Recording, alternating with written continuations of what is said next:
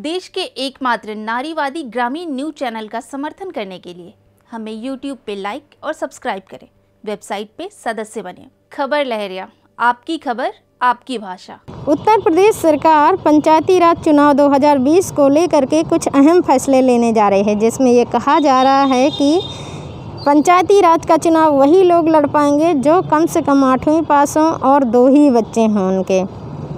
राजनीतिक जानकारों की मानी जाए तो उनका कहना है कि अगर इस फैसले के साथ पंचायती राज चुनाव हुआ तो सबसे ज़्यादा समाज में सबसे नीचे मानी जाने वाली जाति के लोग प्रभावित होंगे, वो चुनाव नहीं लड़ पाएंगे, जिसमें खास करके महिलाएं भी शामिल हैं।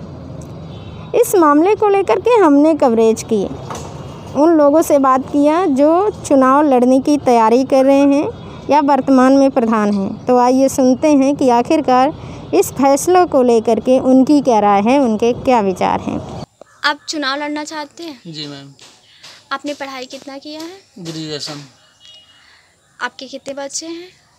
फर्स्ट केवल तो, एक। अच्छा, तो आप जो सरकार ने नियम बताए हैं उसको लेके आप फिट हैं?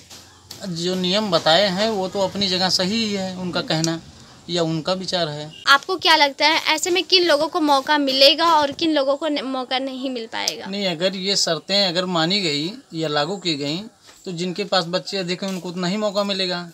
अब उसमें नए ही वाले ही आएंगे, पुराने वाले तो लगभग छूट ही जाएंगे। कहने का तात्पर्य है। आपके कहने का मतलब पुराने वालों के पास पास बच्चे ज़्यादा हैं, स्वाभाविक है। अच्छा, और क्योंकि उस समय ये सब बातें होती नहीं थी कि 1-2 या संख्या बढ़ना घटना। सरकार के नियम को लेके आपकी क्या राय है? आप कहना क्या चाहते हैं इस पे? सरकार का नियम कहने का मतलब है ये समय से जो है और पहले बताना चाहिए था, और जो लागू कर रहे हैं समय करीब आने के बाद लागू कर रहे हैं, तो इसलिए ये नियम नहीं सही है। कि सरकार के द्वारा अभी तक जो नियम अभी लागू तो नहीं हुआ, अभी प्रस्ताव सरकार लाने का कार्य कर रही है। इसमें जो सरकार नियम लगा रही है जिसके प्रधानी का चुनाव लड़ने के लिए 10वीं पास होना ज़रूरी है और 2 बच्चों से अधिक ना हो, तो अभी तो हम लोग तो अनमैरिड हैं, तो सरकार के बताए हुए नियम में तो एकदम फिट ही बैठ रहे हैं कि हम लोग चुनाव पूर्ण रूप से लड़ने में जो है सक्षम रहेंगे। इसको लेके उन लोगों को मौका मिलेगा, जैसे जो हमारी समझ से जो अनमैरिड हैं, जिनकी अभी तक शादी नहीं हुई है, उनको मौका मिलेगा। जिनके पास 2 बच्चे से कम है उनको मौका मिलेगा। लेकिन अनमैरिड और 2 बच्चों से कम होने के साथ साथ प्रधानी के चुनाव के लिए, प्रधान पद के दावेदारी के लिए आपको हाई स्कूल पास होना जरूरी है और जिला पंचायत चुनाव के लिए इंटर पास होना जरूरी है। ये प्रस्ताव सरकार लाने जा रही है। ये क्वालिफिकेशन जिसके पास रहेगा, ये दोनों क्वालिफिकेशन को पार करते हुए जो भी इस क्वालिफिकेशन के अंतर्गत आएगा वो चुनाव लड़ पाएगा, अन्यथा इसके अतिरिक्त सारे लोग बाहर हो जाएंगे। सरकार ने जो नियम, अभी कोई ऐसा प्रस्ताव पारित नहीं हुआ है, सिर्फ जो है सबके बयान आ रहे हैं। अभी कहीं सदन में या कोई कानूनी रूप से इसको पास नहीं किया गया है। फिलहाल अगर ऐसी स्थितियाँ आती है तो हम उसका स्वागत करेंगे, लेकिन अगर ग्राम पंचायत पर ये व्यवस्था लॉन्च की जाती है तो उच्च सदन के लिए भी इस व्यवस्था को लॉन्च करना चाहिए, जिससे सांसद के लिए यही व्यवस्था लागू हो, माननीय विधायकों के लिए यही व्यवस्था लागू हो, और तमाम सारे चीज़ों में जो उच्च लेवल के हैं उन पर भी यही व्यवस्था लॉन्च होनी चाहिए। अगर सरकार की नीयत और निष्ठा साफ है कि जो है इससे जनसंख्या नियंत्रण होगी, और यदि और कोई मंशा हो तो अलग चीज़ है, लेकिन अगर उसकी मंशा है कि जो है जनसंख्या नियंत्रण की जाएगी और जो है 2 बच्चों वाले ही पंचायत चुनाव लड़े, तो ये व्यवस्था निचले सदन से लेके गांव पंचायत से और उच्च सदन तक उसको लॉन्च करना चाहिए। नहीं तो ये जो है गांव लेवल के लोगों के साथ बेईमानी होगा है। तो लेकिन जैसे जिसके 2 बच्चे हैं, सरकार ने ऐसा नियम दिया है तो 2 बच्चे भाई तो खुशी होंगे कि हमें 2 हैं, चलो ठीक है हम लड़ सकते चुनाव।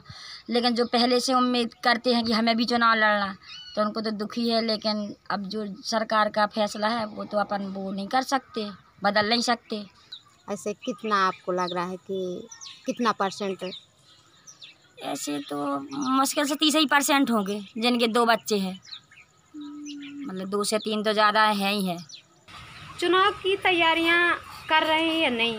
अब जी कर तो रहे हैं, 2 साल पहले भी लड़ चुके हम लोग चुनाव, तो पहले ऐसी कोई सर स्कीम नहीं थी। अब श्री माननीय योगी जी मुख्यमंत्री जी हैं, तो अब वो स्कीम एक बना रहे हैं, कह रहे 2 बच्चों के ऊपर जो बच्चे हैं वो चुनाव नहीं लड़ सकते। तो अब देखो तैयारियां तो हो रही हैं, इसी की वजह से थोड़ी मनोबल भी टूट रहा है कि मतलब कैसे क्या किया जाए। ऐसे में कितने लोगों को मौका मिल पाएगा? ऐसे में तो सर ये मान के चलिए कि 20% लोगों को मौका मिलेगा। जो नई पीढ़ी बच्चे हैं उन्हीं को मौका मिल पाएगा, बाकी पुराने लोगों को तो मौका मिल ही नहीं पाएगा। इस नियम के चलते महिलाओं को इस चुनाव में किस तरह का? हाँ, महिलाओं को भी मिल सकता है, क्योंकि महिलाएं भी इतनी ज़्यादा पहले पढ़ी हुई नहीं थी हैं, और शिक्षा भी कम थी।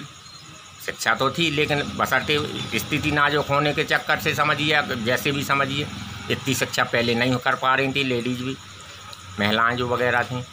अब तो ऐसा है कि शिक्षा बहुत आगे है।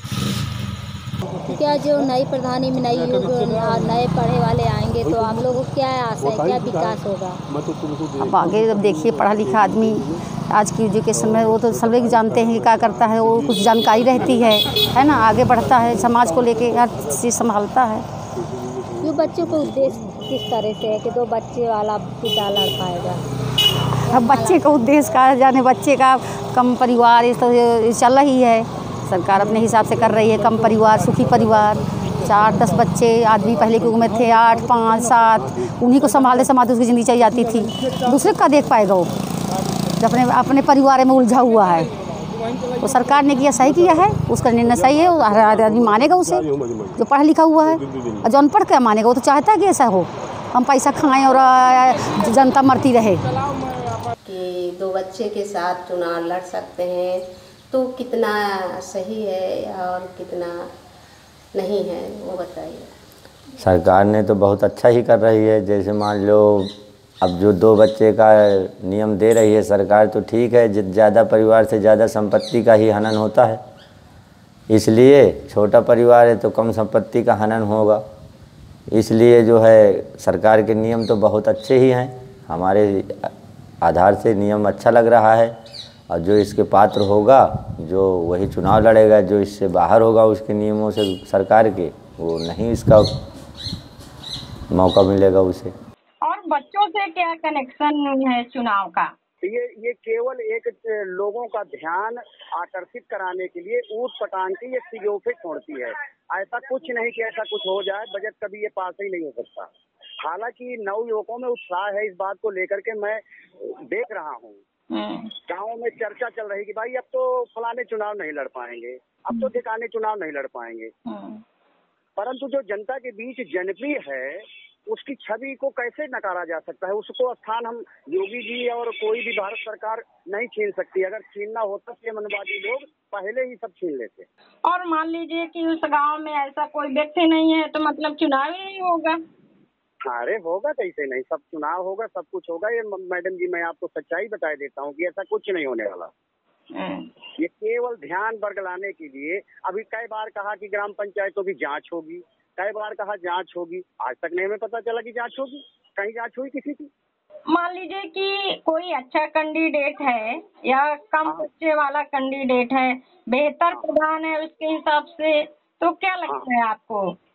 वो चुनाव उसको लड़ना चाहिए। वो चुनाव ऐसे ही अच्छे लोगों को आना चाहिए।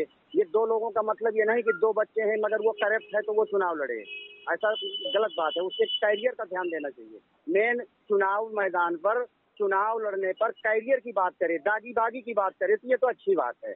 क्रिमिनल नहीं होने चाहिए, ये चल सकता है। मगर ये एक उनका जो वो है तो ये वही बेवकूफ़ों वाली भाषा जो लगातार वो कर रहे हैं, बेवकूफ़ी भरे प्लान, वही प्लान पर ये भी शामिल है। खबर लहरिया, आपकी खबर आपकी भाषा।